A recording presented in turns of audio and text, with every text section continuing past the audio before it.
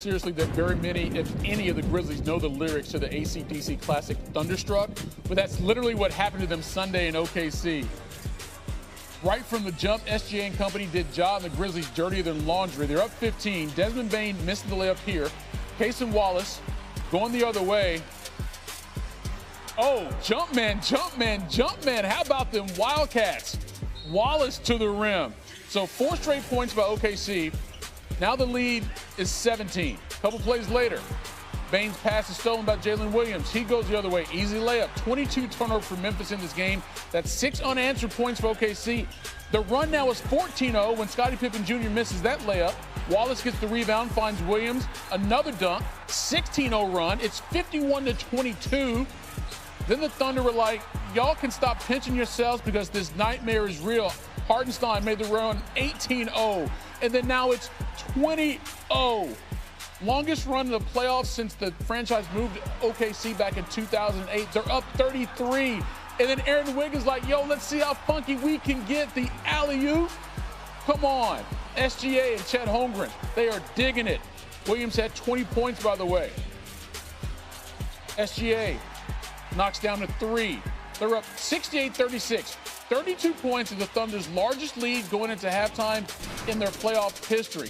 Third quarter, the Thunder still looking at the defense like not a challenge. SGA attacks to the rack. He had 15 points. He only played 23 minutes. They were up 45. And then Chet makes it a 50-point game. Largest playoff win in franchise history. Can you say total team effort?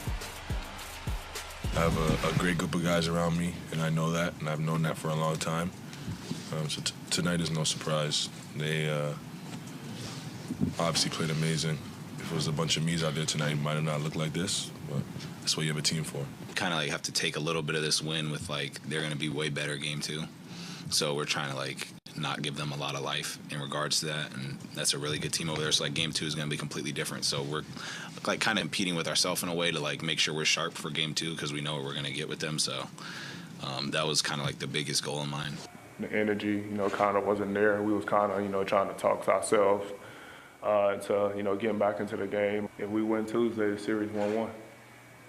This game won't matter. We'll never, play that bad again.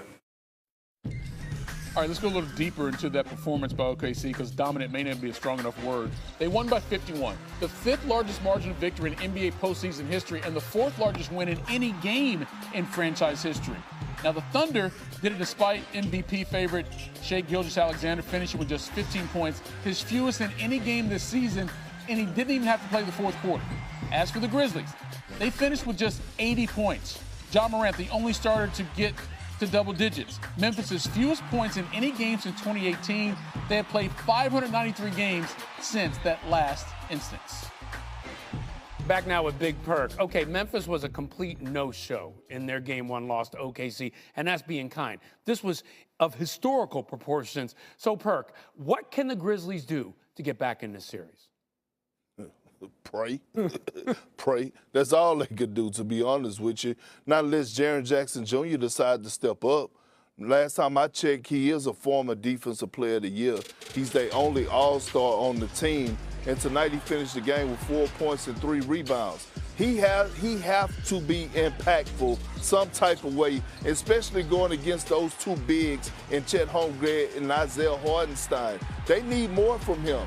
We know that Ja is not 100%, that he's dealing with that ankle injury, but he's out there battling through it. Jaren Jackson Jr. has to rise to the occasion. And I'm not talking about shooting a whole lot of 3-point shots. I'm talking about getting his big behind on that low block when they switch those smaller guards like Alex Caruso on him and punish them in the inside and make an impact on this game and this series for the Memphis Grizzlies. Yeah, defensively, he's got to step up in a big way. They can't have anything like what happened in Game 1. There's going to be plenty of motivation, by the way. Today was their 2nd worst loss ever. Okay, so as for the rest of the playoffs, they're now in full swing. What's your biggest takeaway from day 2? OKC.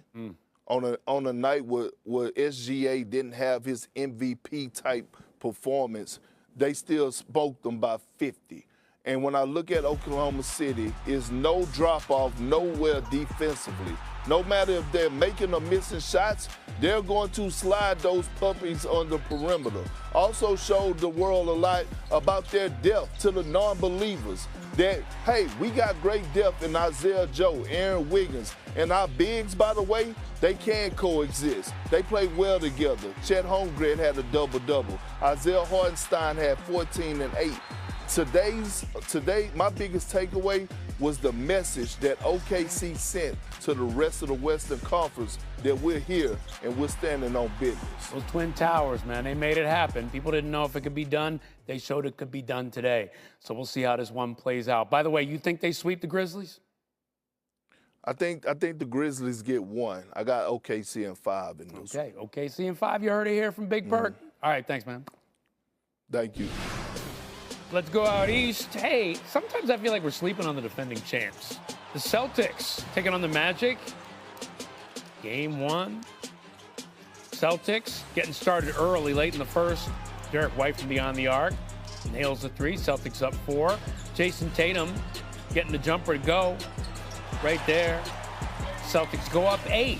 So they look like they're in control. Early second, Peyton Pritchard. Man, he's having a season. Another 6th Man of the Year finalist there. Nice spin move, easy lay-in. Had 19 on the night. Celtics up 12. But Paolo Banchero's like, we ain't going quietly. Hits the 3 right there. Magic within 5.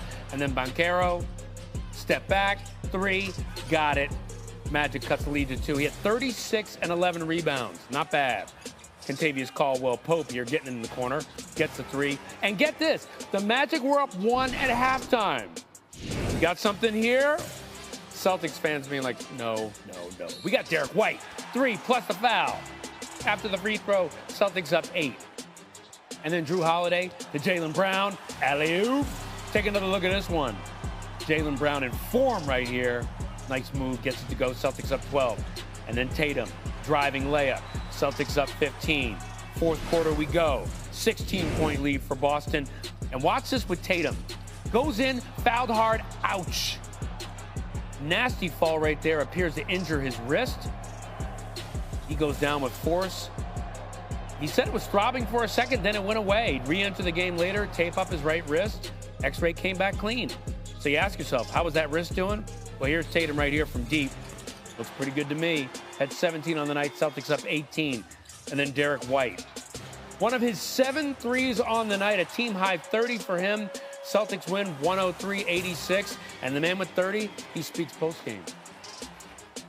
I mean, I wish every night I'd be the guy and drop 30. That'd be pretty cool, but just trying to read the game and see where I can put my stamp on the game, I guess. So I think every game's different.